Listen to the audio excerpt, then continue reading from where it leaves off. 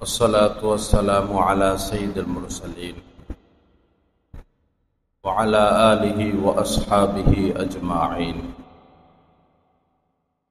وأشهد أن لا إله إلا الله وحده لا شريك له وأشهد أن محمدا عبده ورسوله أما بعد قال النبي صلى الله تعالى عليه وسلم لا يرحم الله من لا يرحم الناس وقال عليه الصلاة والسلام من نفس عن مسلم كربة من كرب الدنيا نفس الله عنه كربة من كرب يوم القيامة أو كما قال عليه الصلاة والسلام اللهم صل على سيدنا ومولانا محمد وعلى آل سيدنا ومولانا محمد وبارك وسلم أستغفر الله الذي لا إله إلا هو الحي القيوم وأتوب إليه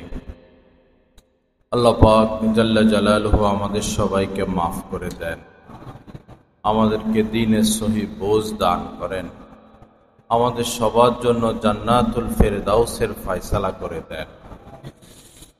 আমি আপনাদের খেদমতে দুইখানা হাদিস শরীফ পাঠ করলাম। হুজুর পাক সাল্লাল্লাহু তাআলা আলাইহি ওয়াসাল্লাম বলেন, যে ব্যক্তি মানুষের প্রতি দয়া করে না, আল্লাহ পাকও তার প্রতি দয়া করেন না। লা ইয়ারহামুল্লাহু মান লা ইয়ারহামুন নাস। যে মানুষের প্রতি অনুগ্রহশীল না, দয়াশীল না, করুণা প্রদর্শন করে না, আল্লাহ পাকও তার প্রতি দয়া করেন না, করুণা করেন না। এজন্য কঠোরতা অবলম্বন কোনো ক্ষেত্রেই ঠিক না। কঠোরতা ব্যক্তিগতভাবে হোক, পারিবারিকভাবে হোক, সামাজিকভাবে হোক, রাষ্ট্রীয়ভাবে হোক, আন্তর্জাতিকভাবে হোক, কোনো ক্ষেত্রেই কঠোরতা কাম্য না। হাদিস শরীফের মধ্যে এসেছে, ইন্নাল্লাহা রফিকুন ইউহিব্বুর রিফকা ফিল আমরি কুল্লিহি। আল্লাহ পাক রফিক মানে অনুগ্রহশীল, সহনশীল। রফিকুন ইউহিব্বুর রিফকা, সব ক্ষেত্রেই তিনি সহনশীলতা, কোমলতা, সহনশীলতা, কোমলতা পছন্দ করেন। ইন্নাল্লাহা রফিকুন, আল্লাহ পাক অত্যন্ত কোমল সব কাজে, ফিল আমরি কুল্লিহি, সব কাজে তিনি কোমলতা পছন্দ করেন, দয়া পছন্দ করেন, অনুগ্রহ পছন্দ করেন। আল্লাহ পাক যদি দয়াশীল না হতেন, অনুগ্রহশীল না হতেন, তো এই পৃথিবীতে কোনো কাফেরকে এক ফোঁটা পানিও পান করতে দিতেন না, এক কদম সামনে অগ্রসর হতে দিতেন না। লা ইলাহা ইল্লাল্লাহ। তো রব্বুল আলামিন যেভাবে কোমল, আমাদের থেকে তিনি কোমলতা পছন্দ করেন, কঠোরতা না। স্ত্রীর থেকে এটা কামনা করেন যে সে তার স্বামীর ক্ষেত্রে কোমল আচরণ করবে, আবার স্বামীর থেকেও এই আশা রাখেন যে সে তার স্ত্রীর সাথে কোমল আচরণ করবে। বাবা মা বৃদ্ধা হয়ে গেলেন, তো আল্লাহ পাক এটাই চান যে সন্তানেরা এখন তার পিতা মাতার সাথে কোমল আচরণ করুক, নম্রতা, ভদ্রতা, বিনয় প্রদর্শন করুক। আবার মা বাবা সন্তান লালন পালন করেন, ছোট বয়সে বাচ্চারা দুষ্টুমি করে বা ইদানিংকালে সন্তান লালন পালন করা কঠিন, তো মা বাবার কাছেও আল্লাহ পাক চান যে তারা তাদের সন্তানের সাথে কোমল আচরণ করুক, কঠোরতা প্রদর্শন না করুক, কোনো ক্ষেত্রেই কঠোরতা না করুক। আল্লাহ পাক জাল্লা জালালু আমাদের সবার প্রতি মেহেরবানি করেন। বাচ্চাদের সাথে কোমল আচরণ করলে, বাচ্চাদেরকে আদর সোহাগ করলে, মহব্বত করলে, মায়া করলে, ছাড় দিলে, তো বাচ্চাদের অন্তর আত্মার উপরে এটার আসর পড়ে, তাদের মন মানসিকতা এরকম তৈরি হয়। তো যখন আপনি অসহায় হয়ে যাবেন, তখন আপনার সন্তানরাও আপনাকে ছাড় দিবে এবং আপনার সাথে এমন কোমল আচরণ করবে। কিন্তু আমাদের মধ্যে আচরণটা ভিন্ন। আমরা শাসনের ক্ষেত্রে বা তাদের দুষ্টুমি বা তারা যে জ্বালা যন্ত্রণা দেয়, এই ক্ষেত্রে আমরা ছাড় দেই না, কঠোরতা করি। আর পাপের ক্ষেত্রে ছাড় দিয়ে বসে থাকি, পাপের ক্ষেত্রে ছাড় দেই, সুযোগ দেই। বিপরীত, পাপের ক্ষেত্রে, অপরাধের ক্ষেত্রে সন্তানকে ছাড় দেওয়া যাবে না, বরং সেই ক্ষেত্রে কঠোর থাকতে হবে, কঠিন থাকতে হবে, শক্ত হাতে সেটা প্রতিরোধ করতে হবে। পাপের অভ্যাস হয়ে গেলে এই সন্তানকে আর কন্ট্রোল করা যাবে না, কন্ট্রোলহীন। তখন আপনি কামনা করবেন যে এরকম সন্তান থাকার চেয়ে না থাকাই ভালো, এরকম সন্তান থাকার চেয়ে না থাকাই ভালো। ওই সন্তানের দ্বারা আপনি উপকার পাবেন তো দূরের কথা, কষ্টে কষ্টে আপনার জীবন কাটবে আজীবনই। দুনিয়ার হালাত এমন চলবে, আর আখেরাতে তো বিপদ রয়েছে। তো ছাড় দিতে হবে, কোমল আচরণ করতে হবে, সহনশীল হতে হবে। কিন্তু পাপের ক্ষেত্রে সহনশীল না, অপরাধের ক্ষেত্রে সহনশীল না। একটা খারাপ ছেলের সাথে আপনার সন্তান চলে, সাথে সাথেই প্রতিরোধ করতে হবে, সাথে সাথে প্রতিরোধ। কোনো খারাপ কথা বলল, সাথে সাথেই প্রতিরোধ করা, তাকে বিরত করা, বাধা দেওয়া, শাসন করা। কোনো অন্যায় কাজ করলো, আপনি ধৈর্য ধরতেছেন, অন্যায় কাজ করে আপনি ধৈর্য ধরতেছেন, এই ক্ষেত্রে ধৈর্য নাই, এই ক্ষেত্রে ধৈর্য নাই।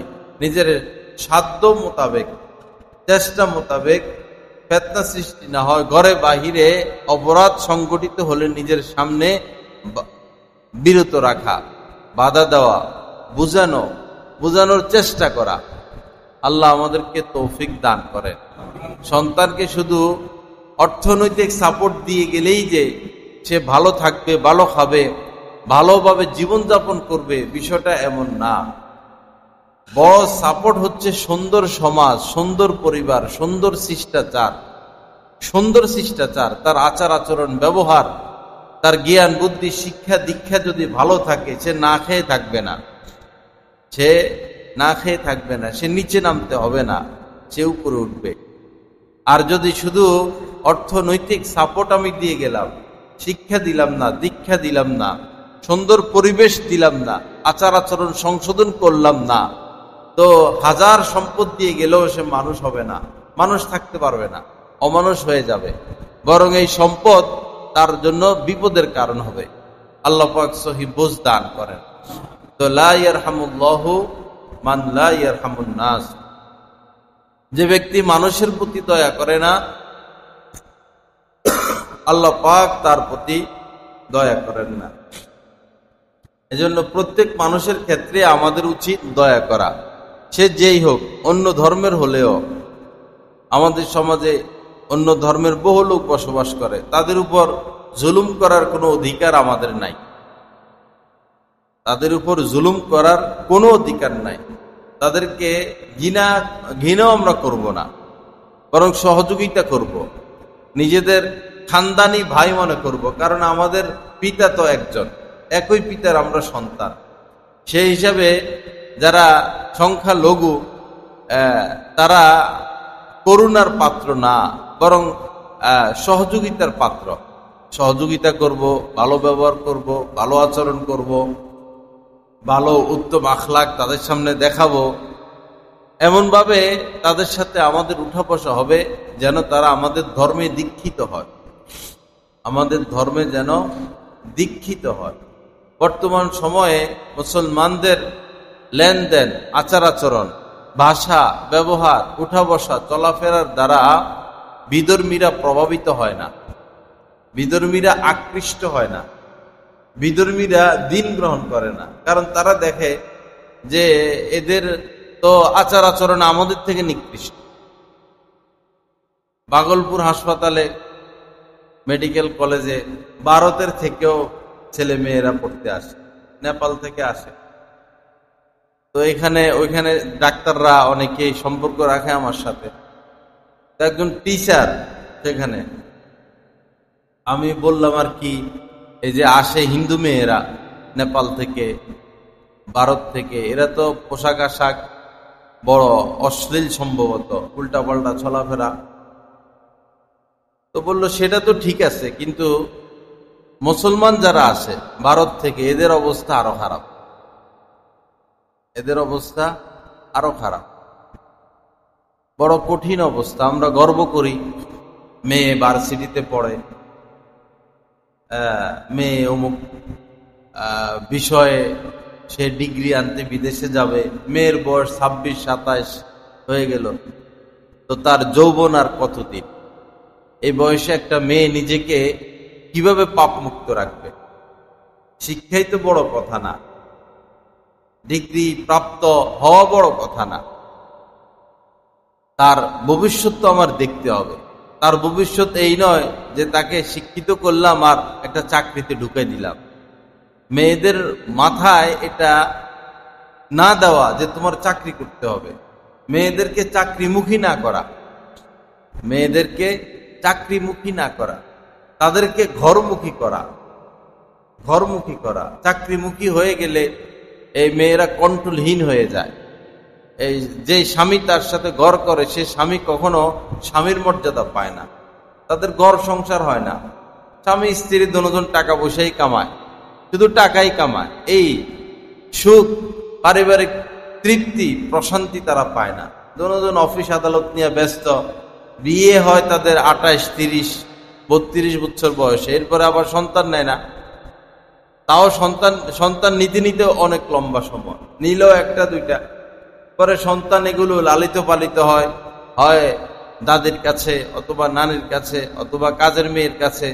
পরে সন্তানগুলোই দেখে মা বাবা পড়ালেখা করেছেন, এখন টাকা পয়সা কামানো নিয়ে ব্যস্ত, তো আমারও এমন হতে হবে, এরাও মার্কা হয়, পড়ালেখা করে, আরো ভালো জায়গায় পড়ালেখা করে, আরো ভালো চাকরি যেন করতে পারে, আরো ভালো টাকা কামাইতে পারে। তো মাও টাকা কামায়, বাবাও টাকা কামায়, ছেলে মেয়ে বড় হচ্ছে, এরাও টাকা কামায়। তো খাবে কে? সুখ হবে কবে? শান্তি হবে কবে? আর যার জীবনটা যেভাবে কাটে, সে ওই রাস্তা থেকে আর ফিরে আসতে পারে না। যিনি যেভাবে জীবন কাটিয়ে দেন, শেষ সময়ে হঠাৎ করে তিনি ভালো হয়ে যাবেন, এই সুযোগ আর পায় না, তাকে সেই কাজে ব্যস্ত থাকতে হয়।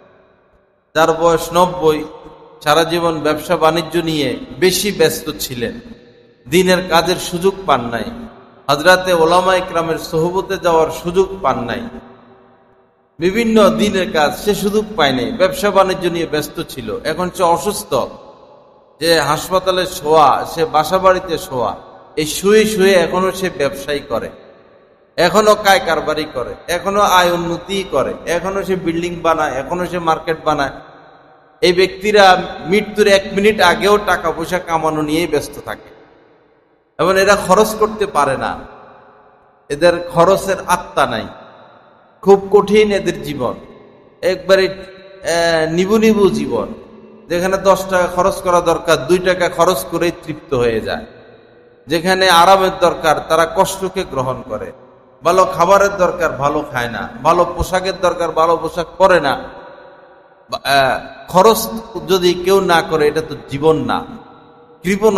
কৃপণের জীবন, এর চেয়ে মরে যাওয়া ভালো, কৃপণতার চেয়ে মরে যাওয়া ভালো। কৃপণ তো নিজের সাথেও কৃপণতা করে। একজন কৃপণ মানুষ এই নয় যে সে দান সৎকার ক্ষেত্রে কৃপণ, সে ছেলে মেয়ের ক্ষেত্রে কৃপণ, সে সামাজিক কাজকর্মের ক্ষেত্রে কৃপণ, এমন নয়, সে নিজের ক্ষেত্রেও কৃপণ, সে আল্লাহ রাসূলের ক্ষেত্রেও কৃপণ। এর থেকে মরে যাওয়া ভালো।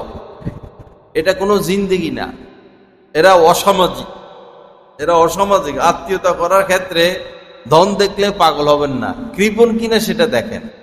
কৃপণের কাছে মরে গেলেও মেয়ে বিবাহ দিবেন না, আর কৃপণ পরিবারের সাথে কখনো আত্মীয়তা করবেন না। এটা চিহ্নিত থাকা ভালো, চিহ্নিত থাকা ভালো। এটা বড় ভয়ঙ্কর এক জাতি, কৃপণ লোক বড় ভয়ঙ্কর জাতি। আল্লাহ হেফাজত করেন। একটা নাফা ট্যাবলেট খেলে জ্বর ভালো হয়ে যাবে, লাখ লাখ টাকার মালিক না পাওয়া খাবে না, এটা না পাওয়া খাবে না। জুতা একটা সিলাইতে পরে এটার 12টা বাজে ছাড়বো, একটা ভালো জুতা পরবো না। বড় এই কৃপণ থেকে দূরে থাকা ভালো, এদেরকে বন্ধু না বানানো। বন্ধু বান্ধব 5-7 জন, তো 1-2 জন আছে সারাদিন শুধু খায়, এরকম ফ্রেন্ড সার্কেল 10 জন 15 জন, তো সব সময় উঠা বসা চলাফেরা। 2-4 জন থাকে এদের মধ্যে যে এরা 2 টাকা খরচ করে না, এরা শুধু খায়, শুধু ফ্ল্যাট কিনে, শুধু জায়গা কিনে। এদেরকে মানে একবারে বন জঙ্গলে পাঠাই দেওয়া উচিত। কৃপণ বন্ধু বানানো তো দূরের কথা, আত্মীয় বানানো তো দূরের কথা, এগুলো বন জঙ্গলে পাঠিয়ে দেওয়া উচিত। কখনো কারোর সাথে কেউ যদি আত্মীয়তা, কাউকে বলবেন না যে এদের সাথে আত্মীয়তা করেন। এদের থেকে দূরে থাকা ভালো, বড় কঠিন। বাঈদুন মিনাল জান্নাহ, নবীজি বলেছেন যে এরা জান্নাত থেকেও দূরে, এরা জান্নাত থেকেও দূরে, এরা মানুষের মহব্বত থেকেও দূরে, এরা আল্লাহর দয়া মায়া থেকেও দূরে। বাঈদুন মিনান নাস, বাঈদুন মিনাল্লাহ, বাঈদুন মিনাল জান্নাহ। যারা কৃপণ, আল বাখিলু বাঈদুন মিনান নাস, এরা মানুষের চোখে নিকৃষ্ট, কিন্তু এরা বুঝে না। এদেরকে যে কেউ পছন্দ করে না, কৃপণ, এরা এটা বুঝে উঠতে পারে না। এরা শুধু ওই মনে মনে শুধু সম্পদ সঞ্চয়, সম্পদ রক্ষা করা, সম্পদ বাঁচানো নিয়েই ব্যস্ত। আল্লাহ হেফাজত করেন। মানুষের চোখে এরা খুবই নিকৃষ্ট, কৃপণ লোক। বাঈদুন মিনাল্লাহ, আল্লাহর দয়া মায়া থেকেও এরা দূরে। আল্লাহ পাক এদেরকে পছন্দ করেন না। বহু মানুষ এমন রয়েছে, দেখা যায় যে এই মসজিদে আসে যায়, টাকা পয়সা কামানো নিয়ে ব্যস্ত, ছেলে মেয়ে নিয়ে ব্যস্ত। এই কথাটা চিন্তা করে না যে মসজিদটা চলে কিভাবে, কারেন্ট বিলটা আসে কোথায় থেকে, মসজিদটা নির্মাণ করে কারা, আয় ব্যয় কি। একটা টাকা এই জালেমদের পকেট থেকে বাইরে হয় না। এই জমাইতে জমাইতে পরে কবরে যায়। তো কার জন্য জমাইলাম, কিসের জন্য জমাইলাম? আপনার ছেলে মেয়েও তো জমানো নিয়ে ব্যস্ত। আপনার রক্ত থেকে সে না, সেও জমানো নিয়ে ব্যস্ত, আপনিও জমানো নিয়ে ব্যস্ত, আপনার স্ত্রীও জমানো নিয়ে ব্যস্ত। নাতি পুতিয়ে মার্কাই হবে, শুধু জমাবে। পরে জমাইতে জমাইতে পরে কার জন্য জমাবে, কিসের জন্য জমাবে? এই টাকা তো আযাব হচ্ছে, এই সম্পদ আযাব হচ্ছে, এই সম্পদ সাপ হবে, সম্পদ সাপ হবে। যারা এই সম্পদ জমায়, যাকাত দেয় না, ভালো কাজে খরচ করে না, এই সম্পদ সাপ হবে, ভয়ঙ্কর সাপ। সাপের আকৃতিও নবীজি বলেছেন যে সাপ হবে টাক, সাপের মাথা হবে টাক, সাপের চোখের নিচে কালো দাগ থাকবে। এরপরে কিয়ামতের ময়দানে এই সাপ তাদের গলার মধ্যে পেঁচিয়ে দেওয়া হবে, ভালো মতে প্যাঁচ মারা ধরবে, পরে কামড়াইতে থাকবে। পরে সাপ কথাও বলবে, পরিচয় দিবে যে আমি তো অন্য কেউ না, তোমার সেই সম্পদ জমাইছো যে, আমি অন্য কেউ না। তো কৃপণদের জন্য তাদের সম্পদ দুনিয়াতেও তাদের জন্য একটা বিপদ, আখেরাতেও বিপদ। বাবা, আমি এমন কৃপণ লোকদেরকে দেখেছি, আজীবন শুধু কৃপণতাই করছে, শুধু সম্পত্তি জমাইছে। পরে এই বহু কষ্টে 1-2টা ফ্যান মসজিদে লেখাইছেন, বহু কষ্টে, যান বাইর হয়ে গেছিল। পারলে 2টা এসিও দিতে পারে, পারলে মসজিদে একটাও করে দিতে পারে। খুব কষ্টে এই 2টা ফ্যান লেখাইছে আর কি, বেচারা। যা হোক, পরে এই ব্রেন স্ট্রোক করছে। এখন যদি ল্যাবিডে নেওয়া হয়, সে তাকে ল্যাবিডে নেওয়ার মতো লোক, বা স্কয়ারে পোলোতে নেওয়ার মতো লোক, এমন টাকা পয়সার মালিক। কিন্তু সন্তানরা এই নীতিও দেরি করছে, নিতেও দেরি করছে। পরে আর ঢাকা পর্যন্ত নেয় নাই, আশপাশে কোন হাসপাতালে ঢুকেছে। দীর্ঘদিন কিছুদিন ছিল সেখানে, পরে এইভাবে বিদায় নিল। যেমন কর্ম তেমন ফল, যেমন কর্ম তেমন ফল। নিজে সারা জীবন কৃপণতা করছে, পরে সন্তানরা তার সাথে শেষ আচরণ কৃপণ হিসাবে পরিচয় দিল। আগের চিকিৎসাটা পর্যন্ত করলো না। পরে 2টা ফ্যান লেখাইছে না, ওই 2টা ফ্যানও সন্তানরা দিতে রাজি নেই। 2 বছর ঘুরাইয়া পরে দিছে, 1 বছর বা 2 বছর ঘুরাইয়া পরে দিছে। এই কৃপণ থেকে ভাই ফানা চাই, কৃপণ ব্যক্তির থেকে ফানা চাই। এদের থেকে দূরে সরে যাবেন। এদের সাথে বন্ধুত্ব, সারাদিন শুধু খায়, তো এর বন্ধু বানান কেন? খরচ করে কিনা দেখবেন তো। আল্লাহ হেফাজত করেন। যে কৃপণের পাল্লায় পড়ে তারও জীবন শেষ। কৃপণের তো জীবন শেষই, যে কৃপণের পাল্লায় পড়ে তারও জীবন শেষ। আত্মীয় করছে, কৃপণ করছে, এখন আপনার মেয়েরে তো খানা দিবে না। হিসাব করে ভাত পাকায়, হিসাব করে তরকারি পাকায়, ঝোল দেয় না তরকারিতে। অনেকে আছে যে একটা সম্পর্ক হয়েছে ভৈরবে, দোনো পরিবারই ভিআইপি, ভালো পরিবার, ভালো টাকা পয়সা দেখে আত্মীয়তা করছে। এগুলো বলি এই জন্য যে যেন শিক্ষা হয়। ছেলের মা যে কৃপণ এটা আর মেয়ে পক্ষ তো জানে না। টাকা বিল্ডিং দেখছে, আয় রোজগার দেখলো। পরে এখন মেয়ে স্বামীর বাড়িতে এসে দেখে যে শাশুড়ি সপ্তাহে 1 দিন তরকারি পাকায়, সপ্তাহে 1 দিন তরকারি পাকাইয়া পরে এগুলা ফ্রিজে রেখে দেয়। অল্প অল্প খায়, খুব মিতব্যয়ী। এই পরে এই ফ্রিজ থেকে বাইর করে করে গরম করে করে খায়। এখন এই মেয়ে তো এটা সহ্য করতে পারে না। পরে কিছুদিন সংসার করে পরে সে আর থাকতে পারে না এই পরিবারে। অথচ ছেলেটা ভালো, স্বামী ভালো পাইছে। স্বামী আলাদা হইতে পারে না স্ত্রীকে নিয়ে।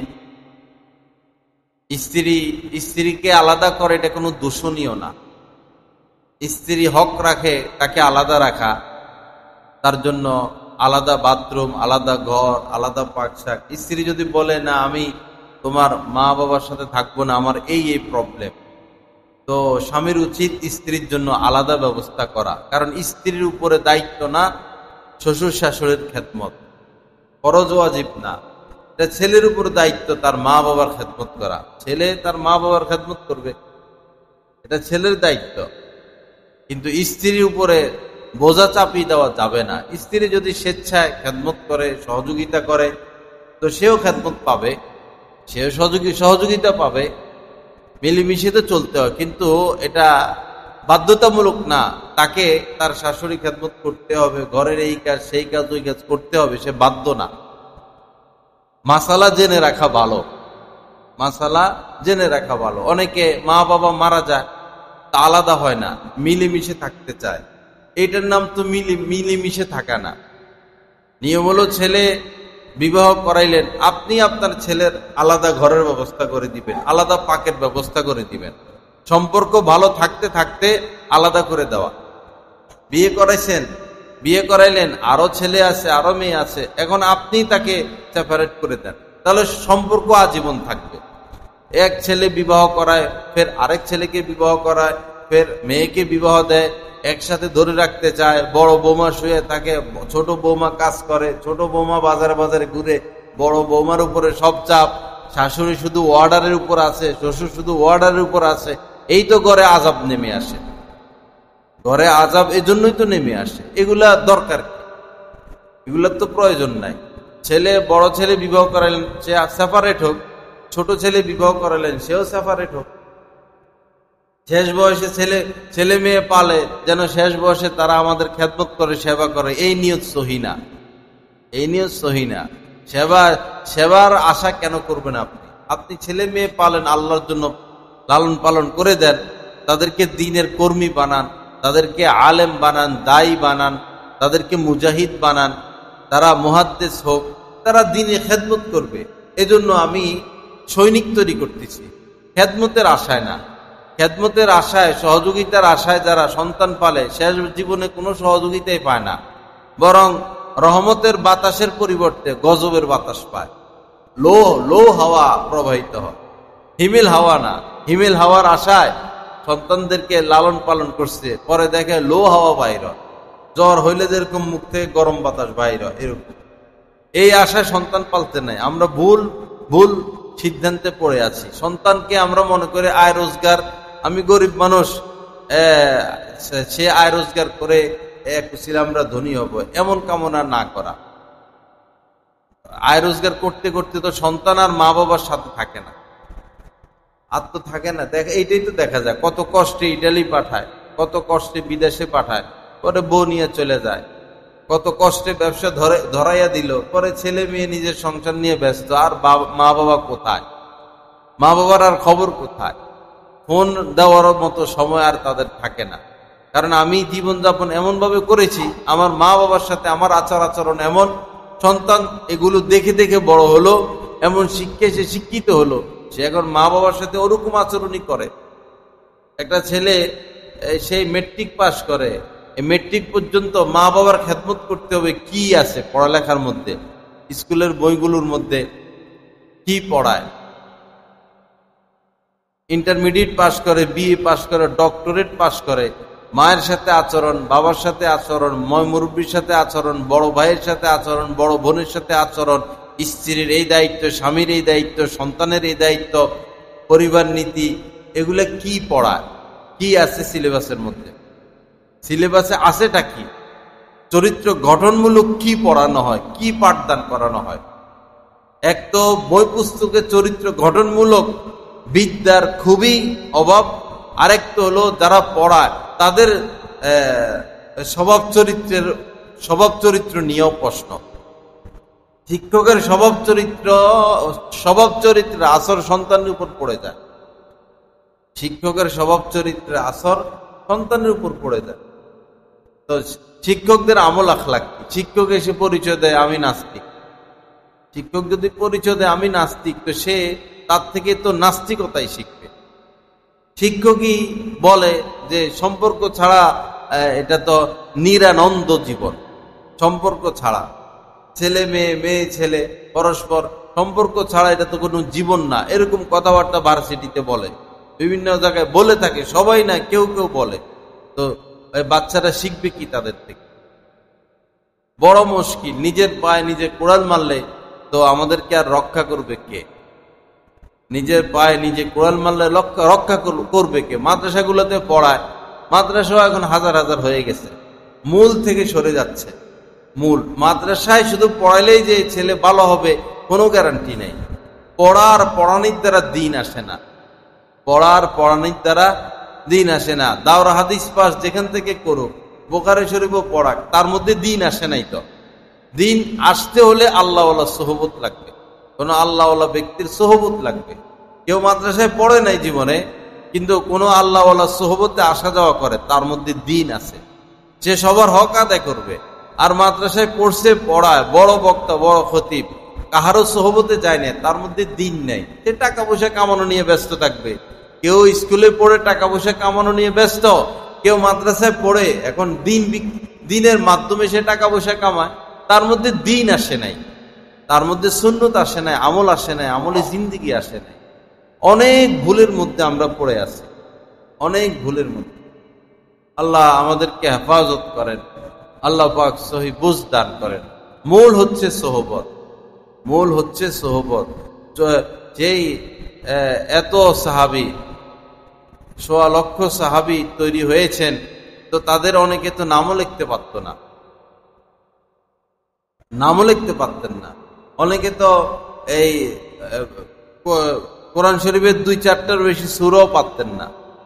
কিন্তু নবীজি বলেছেন যে আসহাবি কান নুজুম, আমার সকল সাহাবারা তারকার ন্যায়। বিআইয়িহিম ইক্তাদাইতুম ইহতাদাইতুম, তাদের যে কোনো একজনকে যদি তুমি ফলো করো তুমি হেদায়েত পেয়ে যাবা।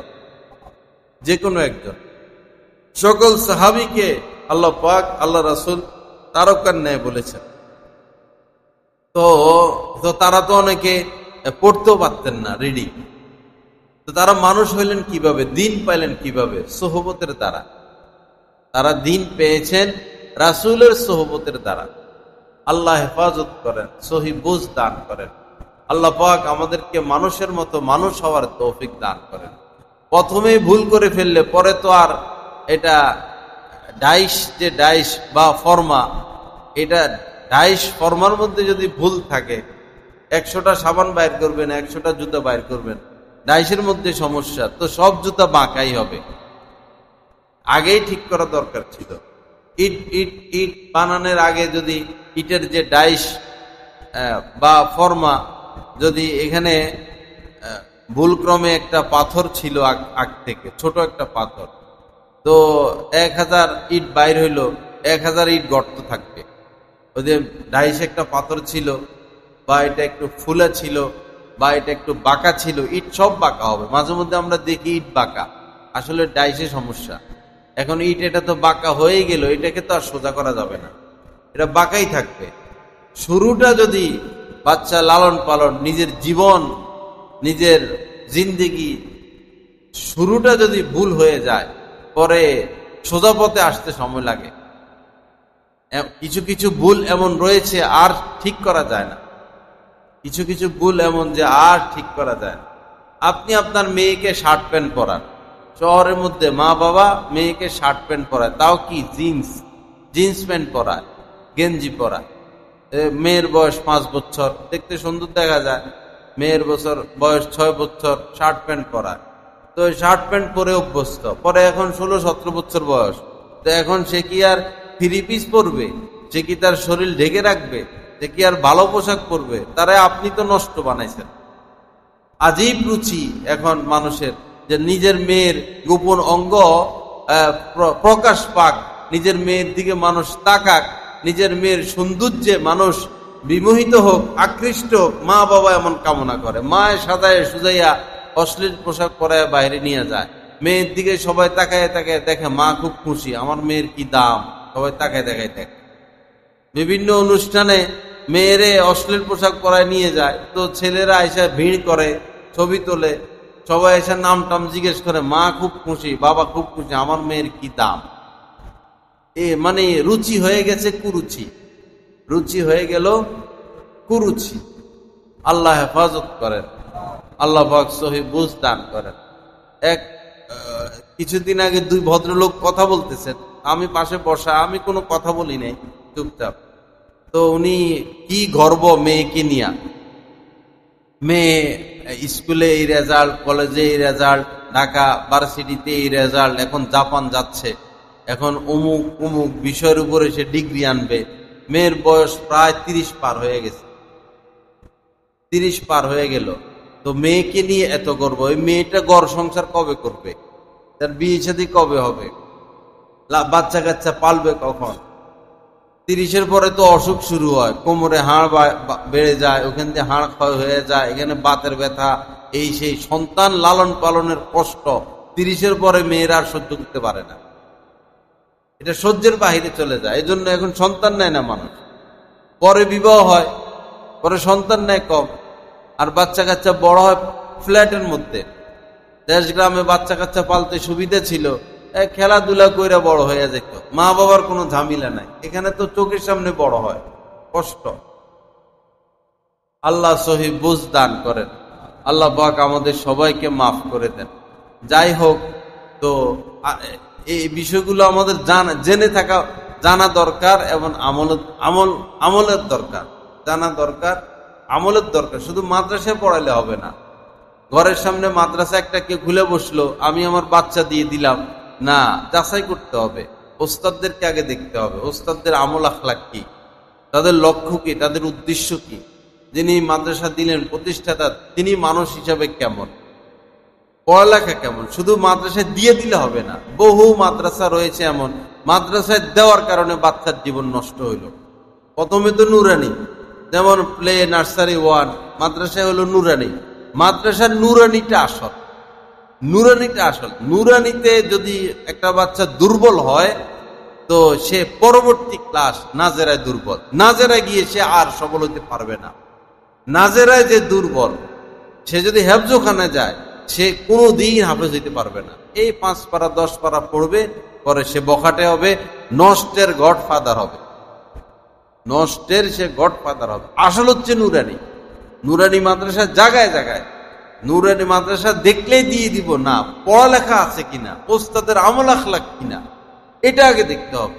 মাদ্রাসায় দিয়ে দিয়া বহু বাচ্চা এখন নষ্ট হয়ে যাচ্ছে, পরে না স্কুলে হচ্ছে না কলেজে, স্কুল লাইন হয় না মাদ্রাসা লাইন হয়। যাচাই বাছাই করতে হবে ভাই, যাচাই বাছাই করতে হবে। যাচাই বাছাই করে পরে সন্তানের ব্যাপারে আপনি সঠিক সিদ্ধান্ত নেবেন। আল্লাহ হেফাজত করেন। এরপরে সন্তান, কিছু মা বাবা আছে একটু তেড়া কিসিমের, বেশি তেড়া, এই তেড়ামির কারণে সন্তান নষ্ট হয়। কি ওস্তাদরা বলে দেয় যে না, সে হেফজের উপযুক্ত না, সে হেফজখানা পারবে না, তাকে কিতাব শাখায় দেন। মা বাবা এটা মানে না, মাদ্রাসা পাল্টায়, মাদ্রাসা পাল্টায়, মাদ্রাসা পাল্টায়, এখানে নেয় সেখানে নেয় ওইখানে নেয়, পরে আইল্লাও হয় না জাইল্লাও হয় না, এটাও হয় না সেটাও হয় না, কিছুই হয় না। পরে এই নষ্ট কষ্ট রাস্তা রাস্তায় ঘুরাঘুরি, এই বাড়াবাড়িটা ঠিক না। আমাদের চোখের সামনে শত শত ছেলে নষ্ট হয়ে যাচ্ছে, আমরা 2 চোখে দেখি, কষ্ট লাগে, ব্যতীত হই। কি করবো, মানুষ তো কথা শোনে না, হাজার বললেও শুনবে না, নিজের মন মতোই চলবে। পরে বুঝে, 5-7-10 বছর পরে বুঝে, তখন বুঝে আর কি হবে। এখন যেটা ক্ষতি হওয়ার তো হয়েই গেল, ক্ষতি হওয়ার যেটা সেটা হয়েই গেল। আল্লাহ হেফাজত করেন, আল্লাহ পাক সহি বুঝ দান করেন। কখনো বাড়াবাড়ি করতে নাই। যারা যে বিষয়ে অভিজ্ঞ তাদের সাথে সেই বিষয়ে পরামর্শ করা চাই, যারা যে বিষয়ে অভিজ্ঞ তাদের সাথে সে বিষয়ে পরামর্শ করা চাই। দিন সম্পর্কে তো সাধারণ মানুষ অভিজ্ঞতা রাখে না। দিনের জ্ঞান তো নিতে হবে হক্কানি আলেমদের থেকে। যে আলেম কারো সোহবত পেয়েছেন, বড় আলেমের সোহবত পেয়েছেন, যার মধ্যে দিন রয়েছে, এরকম আলেমের থেকে দিন নেওয়া।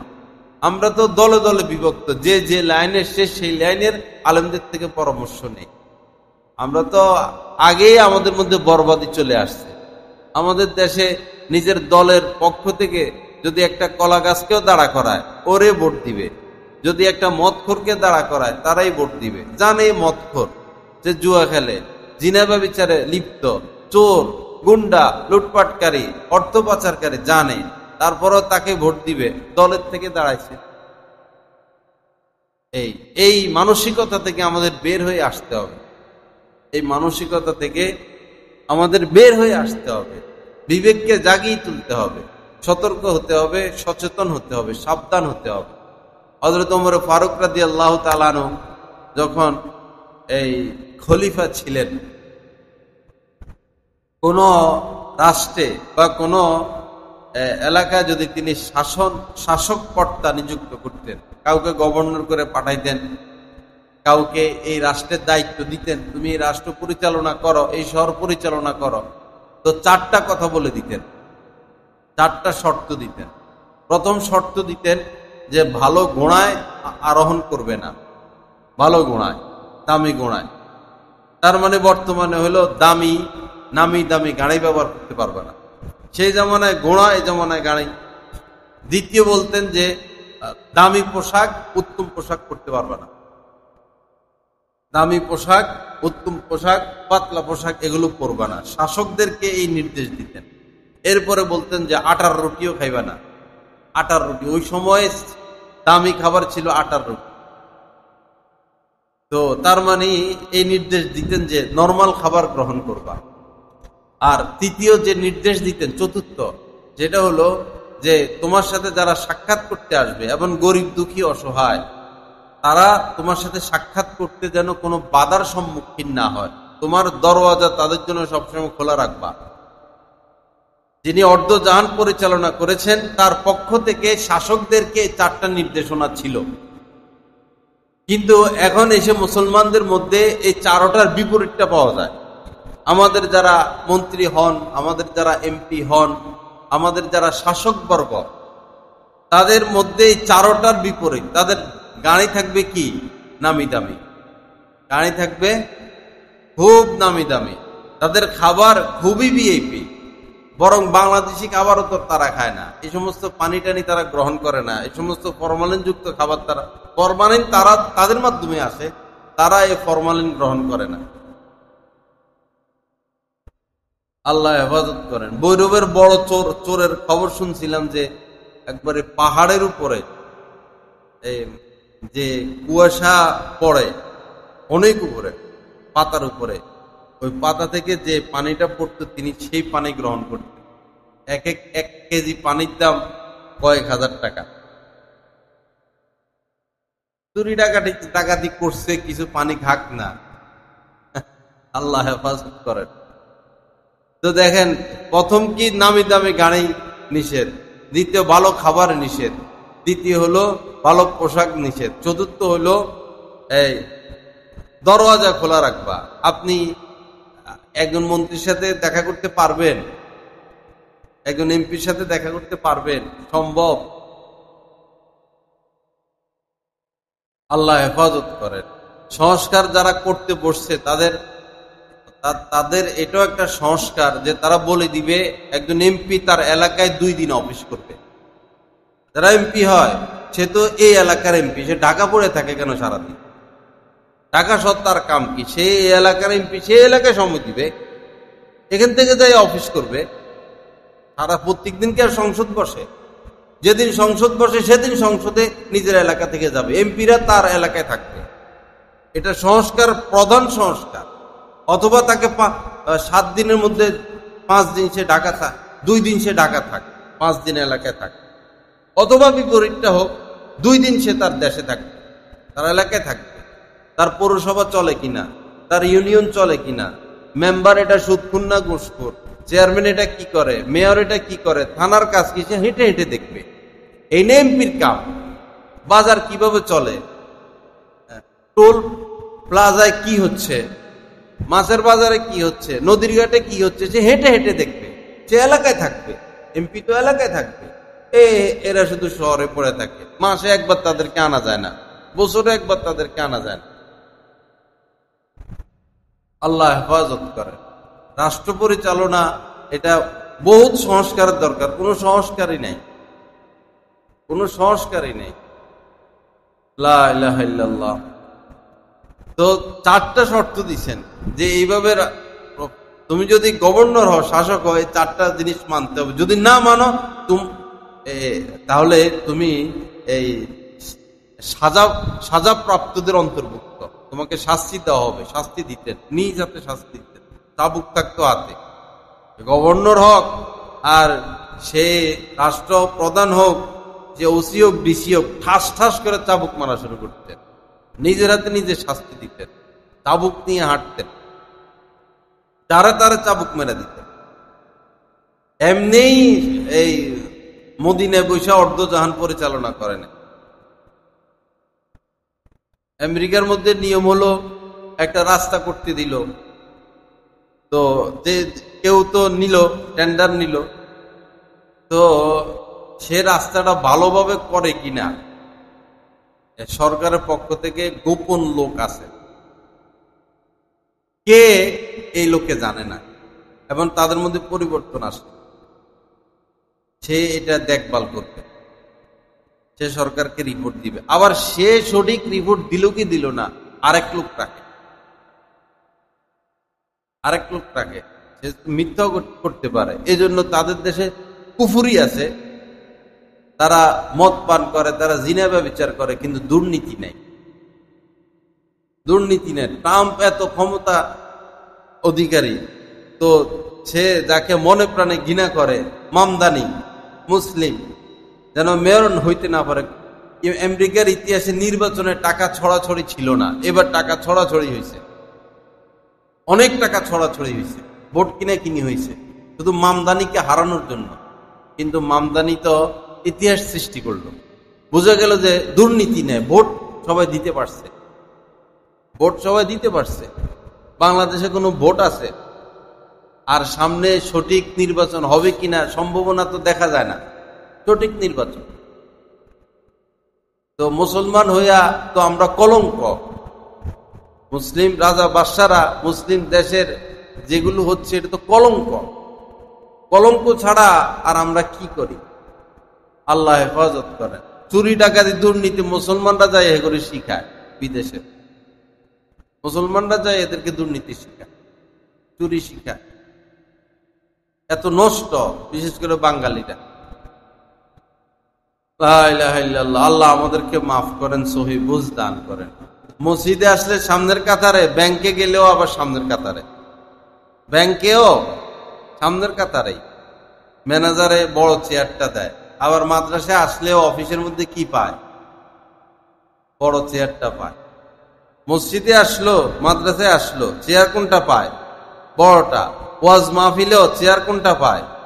বড়টা, একবারে বক্তার সাথে বড় চেয়ার। আবার ব্যাংকে গেলে ম্যানেজার দাঁড়ায়া যায়, ওইখানেও কোনটা পায়? চেয়ার বড়টাই পায়। এই হচ্ছে আমাদের ভুল সিদ্ধান্ত আর কি। মসজিদ পাকা করতেই হবে, টাইলস লাগাইতেই হবে, এসি লাগাইতে হবে, জরুরি ছিল না তো? যারা হালাল টাকা কামায়, সৎ মানুষ, নেক মানুষ, 1 টাকা 2 টাকা, তাদের সহযোগিতা মসজিদ হইতো, মাদ্রাসা হইতো, দিন থাকতো। এখন কোথায় দিন আছে? মাদ্রাসার মধ্যে দিনের অভাব, শিক্ষা দীক্ষা আছে, দিন নাই। মসজিদগুলোর মধ্যে দিন নাই। ওয়াজ মাহফিলগুলো তো এখন ছবি তোলার সেই প্রতিযোগিতা, আয় রোজগার, অর্থ এরকম হয়ে গেছে। হক্কানি আলেম ওলামা আসলে ওয়াজ মাহফিলে মানুষ নাই। শয়তান মার্কা একটারে আনলে মানুষের অভাব নাই। শয়তান মার্কা একটা, গ্রামের মানুষ ভাত পায় না খাইতে, তারা 2 লাখ টাকা দিয়ে বক্তা নেয়। পরে যারা ভাত পায় না খাইতে, 5 টাকা দেওয়ার ক্ষমতা নাই, এরা 100 টাকা দেয়। বক্তার নাম বলে বলে দেশে বিদেশে কালেকশন করে, অমুকরে আনতেছি, এত দিতে হবে, বিদেশ থেকেও পাঠায়। লাগবে 5 লাখ, উঠে যায় 10 লাখ। পরে ভাগবাটোয়ারা করে।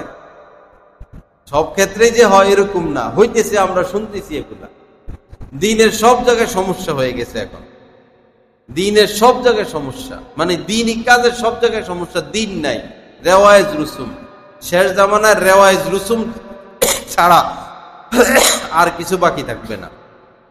শেষ জামানায় রেওয়ায়েজ রুসুম ছাড়া মসজিদও থাকবে, মাদ্রাসাও থাকবে, আলেম ওলামাও থাকবে, দিনের সব কাজ থাকবে শেষ জামানা পর্যন্ত। কিন্তু দিন থাকবে না, দিন থাকবে না। একটা বিয়ে শাদী, এখানে দিন কোথায়? মুসলিম বিয়ে শাদীর মধ্যে দিন কোথায়? হলদি মেহেন্দি অনুষ্ঠান, হলদি মেহেন্দি অনুষ্ঠান ইসলামে আছে? কিসের হলদি মেহেন্দি অনুষ্ঠান? পরকীয়া আসে এখান থেকেই তো। সাজের উপর সাজ, সাজের উপর সাজ, সাজের উপর সাজ, সাজের প্রতিযোগিতা। এখন একজন লোক বিবাহ করছে, তার স্ত্রী আছে, বাচ্চা কাচ্চা হয়ে গেছে, তো স্ত্রীর তো সে রূপ লাবণ্য নাই, সে তো পুরুষ মানুষ। পুরুষ মানুষ 90 বছর বয়স পুরুষই থাকে।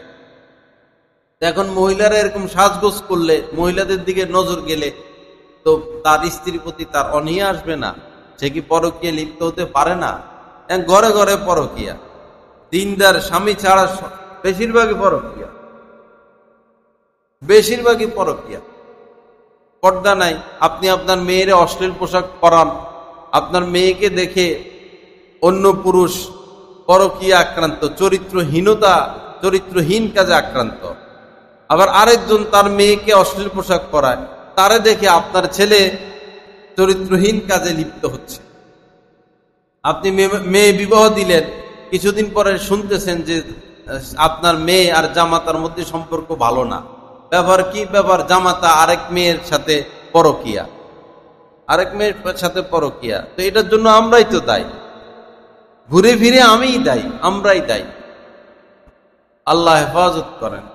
মেয়েকে পর্দা রাখলে সমস্যাটা কোথায় ছিল? স্ত্রীকে পর্দা রাখলে সমস্যাটা কোথায় ছিল? দাওয়াত খাওয়ার জন্য পাগল। দাওয়াতি অনুষ্ঠানে কোনো দিন আছে? ইমান নিয়ে গেলে ফিরে আসা যায়। এক একটা সেন্টারে যে বিবাহ শাদী হয়, আপনি যদি 20% ইমান নিয়ে যান, ফিরে আসবেন 3% নিয়ে। ওখানে রূপের রূপের মোহরা, রূপ লাবণ্যের মোহরা, ছবি তোলার মতো পাপ, অশ্লীলতা, দেখা সাক্ষাৎ। বর্তমান কোন দাওয়াতে যাওয়া সহি না, জায়েজ নাই। যে সিস্টেমে দাওয়াত, এক হলো যে খাওয়ায় সে ওই যে লোন নিয়া দাওয়াত খাওয়ায়, সিসি নেয়, লোন নেয়, সুদের উপর টাকা নেয়, অথবা সে নিজে সুদখোর। তো সুদখোরের দাওয়াত তো খাওয়া যাবে না।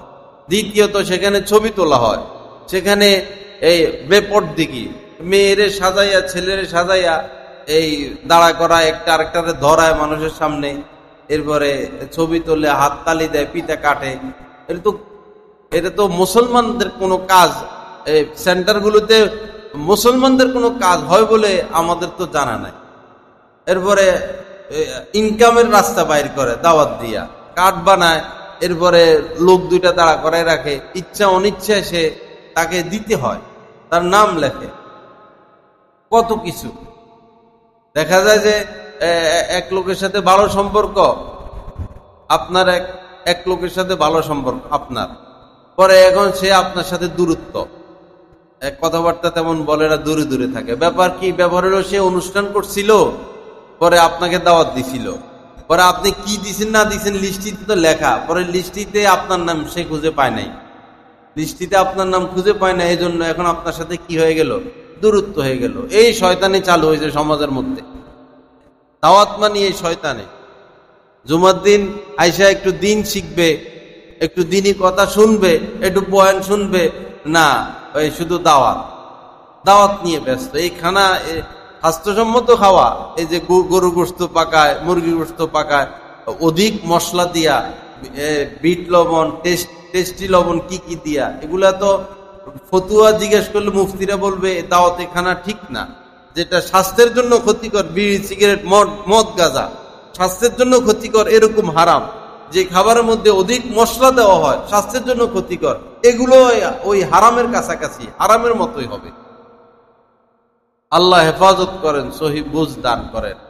আল্লাহ পাক কোরআন সুন্নাহ মোতাবেক আমাদেরকে চলার তৌফিক দান করেন। আল্লাহ পাক আমাদেরকে দিন শিখার তৌফিক দান করেন।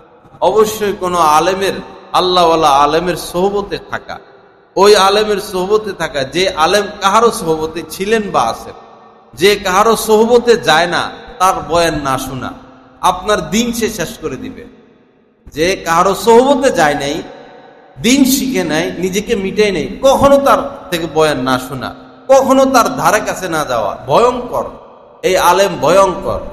সর্বশিরারি শিরারুল উলামা ও খয়রুল খিয়ারি খিয়ারুল উলামা, নবীজি বলেছেন খারাপের খারাপ, জন্মের খারাপ, সবচেয়ে খারাপ আলেমরা, আবার ভালোর ভালো, শ্রেষ্ঠ ভালো আলেমরা, দোনোটা বলে দিছেন। সমাজের মধ্যে সবচেয়ে খারাপ খারাপ কাজ যাদের দ্বারা হয়, যে সবচেয়ে নিকৃষ্ট সে আলেম, সর্বশিরারি শিরারুল উলামা। আবার এটাও বলেছেন খয়রুল খিয়ারি খিয়ারুল উলামা, তোমরা যে যত বড় বাইজিদ গোস্তামি হও না কেন, আলেমের উপরে কোনোদিন যাইতে পারবা না। ইন্নামা ইয়াখশাল্লাহ মিন ইবাদিহিল উলামা, আল্লাহ পাক পবিত্র কোরআনে সুস্পষ্টভাবে বলে দিয়েছেন, আমাকে ভয় করলে তো আলেমরাই করে, আমাকে ভয় করলে তো আলেমরাই করে। কারণ আলেমরা আল্লাহকে চিনেন, আল্লাহকে জানেন, আল্লাহকে বুঝেন, আল্লাহর আদেশ নিষেধ তারা বুঝেন, আল্লাহ কোন ক্ষেত্রে রাগ, কোন ক্ষেত্রে অসন্তুষ্ট আলেমরা বুঝেন।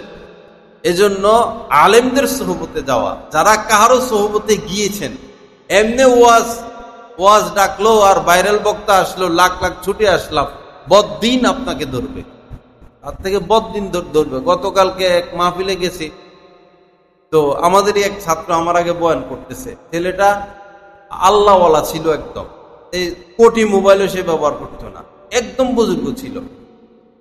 পরে ফারেক হয়ে এক বাইরালি বক্তার সাথে ঘুরতে গাড়ত, ঘুরে গেরা এটাও নষ্ট হয়ে গেছে, বাইরালির সাথে ঘুরে এটাও নষ্ট হয়ে গেছে। পরে গতকাল বয়ান করতেছে, শুনতেছি শুধু এই চিল্লা চিল্লি, কেমনে মন আকৃষ্ট করবে শ্রোতাদের, কেমনে শ্রোতারা নারায়ে তাকবীর দিয়ে উঠবে, শুধু বয়ানের সাজায় শুধু এইদিকে একটা হিট মারে যেন নারায়ে তাকবীর উঠে, আশপাশে আরো 5-10টা দাওয়াত পায়। ধান্দা আর কি, ধান্দা ফান্দা। আল্লাহ হেফাজত করেন। যে কারো সোহবতে জানে তার সোহবতে যাওয়া ঠিক না। যার বাবা নাই তাকে বাবা হিসাবে গ্রহণ করতে নাই, কারণ সে তো জারজ। যার বাবা নাই তাকে বাবা হিসাবে গ্রহণ করতে নাই। যে নিজেকে কাহারো কাছে মিটাই নাই, আপনি তার থেকে কি পাবেন? তার কাছে তো দিন নাই, তার কাছে দিন নেই। আল্লাহ আমাদেরকে মাফ করেন। মূল হচ্ছে সোহবত, মূল হচ্ছে সোহবত। বহু মানুষ বহু দিনের কাজ করে, আহা, অথচ ভুলের মধ্যে আছে, কারণ কোন আলেমের সোহবতে যায় নাই, নিজেকে মিটাই নাই, নিজে নিজে বাইজিদ বুস্তামি, নিজে নিজে বড় পীর আব্দুল কাদের জিলানী সাজে। কাজ হবে না। যে যিনি যে বিষয় অভিজ্ঞ তার থেকে সেটা নিতে হবে, তার থেকে সেই তার কাছে যেটা আছে সম্পদ, তার থেকে সেটা নিতে হবে, ঘরে বসে থাকলে হবে না। আল্লাহ তো নবীদেরকে সোহবতে পাঠাইছেন, মুসা আলাইসাল্লামকে সোহবতে পাঠাইছেন। মুসা আলাইসাল্লামকে উম্মতরা জিজ্ঞেস করছেন যে সবচেয়ে জ্ঞানী কে এই দুনিয়াতে। তো উনি ভাবছেন যে এটা তার ভুল না, এটা অবশ্যই তার ভুল না। তিনি ভাবছেন যে যেহেতু আমি নবী তো জ্ঞানী আমি হব। উনি বলছেন আমি সবচেয়ে জ্ঞানী। পরে আল্লাহ পাক বলছেন অমুক জায়গায় যাও। হযরতে খিজির আলাইহিসসালামের সোহবতে পাঠাইছেন, তার সোহবতে যাও। তার সোহবতে পাঠাইছেন, তার সোহবতে ছিলেন তিনি। হযরত ইউসা আলাইহিস সালাম তাকে দীর্ঘদিন মুসা আলাইহিস সালামের সোহবতে রাখছেন। মুসা আলাইহিস সালামকে পাঠাইছেন আরেকজনের সোহবতে। মুসা আলাইহিস সালামের সোহবতে থেকে থেকে উনার খাদেম ছিলেন হযরত ইউসা, পরবর্তীতে তিনি নবী হয়েছেন। মুসা আলাইহিস সালামকে এর আগে হযরত শুআয়ব আলাইহিস সালামের সোহবতে পাঠাইছেন। কম কথা ৮-১০ বছর সোহবতে ছিলেন। হযরত শুআয়ব আলাইহিস সালাম মাদায়েনে থাকতেন, মুসা আলাইহিস সালাম মিশরে থাকতেন। মিশর থেকে ভিন্ন হিকমতে আল্লাহ পাক মাদায়েনে উনাকে তিনি নবী বানাবেন। কার নবী? ১৩ জাতির নবী। ইহুদিরা ১৩ জাতি না, ১৩ জাতির নবী বানাবেন, যারা এই মানে ফাসাদ সৃষ্টি করবে সারা দুনিয়াতে। ১৩ জাতির নবীর যোগ্যতা তো অনেক বেশি থাকতে হবে, এজন্য উনাকে সোহবতে পাঠাইছেন।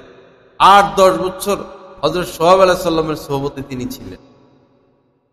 লা ইলাহা ইল্লাল্লাহ। আল্লাহ আমাদেরকে মাফ করেন। আমাদের নবীজি তো আমাদের নবীজির ব্যাপারে আসছে, যখন জিবরিল আমিনের সাথে উনার সাক্ষাৎ হইতো রমজানে, কোরআন তিনি শুনতেন জিবরিল আমিন থেকে পুরা, এবং জিবরিল আমিনকে কোরআন শুনাইতেন। তো যখন জিবরিল আমিনের সোহবত পাইতেন নবীজি, তখন নবীজির এমন হইতো যে এই যে বজ্রপাত, গাছ এমন বাতাস যে গাছ সব ভেঙে ফেলে, এরকম প্রবল বাতাসের ন্যায় নবীজি দান সৎকা করতেন। ওই যে সোহবত পাইছেন, সোহবতই মূল, সেই মূলটাই আমরা ত্যাগ করে বসে আছি। আল্লাহ মাফ করেন, সহি বুঝ দান করেন। যাই হোক, শুরুতে বলেছিলাম লা ইয়ারহামুল্লাহু মান লা ইয়ারহামুন নাস, যে মানুষের প্রতি দয়া করে না, আল্লাহ পাক তার প্রতি দয়া করে না।